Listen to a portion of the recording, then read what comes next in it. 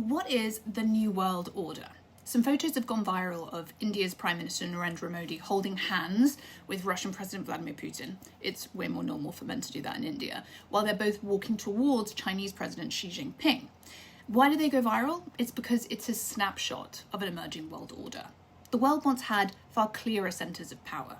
Empires, Cold War blocs, American hegemony, but that is over. Now it's messy multipolarity. And speaking of messy, I'm experimenting with doing this as a final stage get ready with me because maybe more people will listen to me talk about politics that way. I'm not above those kinds of machinations, but more transparently, I'm very late for something. And also I've noticed that the window is casting a St. George's Cross shape on my t-shirt and I'm not trying to make a political statement. So the US and China obviously remain the strongest, but Russia, India, Iran, the Gulf states, they tilt the balance regionally. And unlike the Cold War, there are far fewer fixed blocs and many more shifting alignments.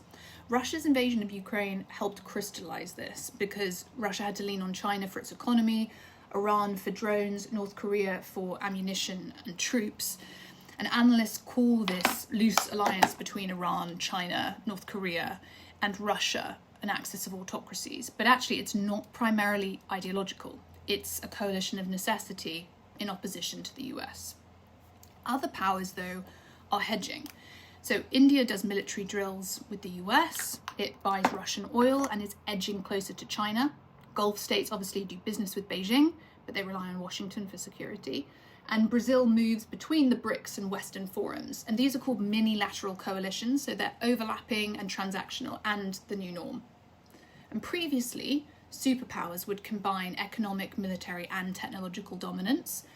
And that still happens to some extent, but there's more of a splintering that we're seeing. So the US leads militarily and in AI, though gaps are narrowing with China.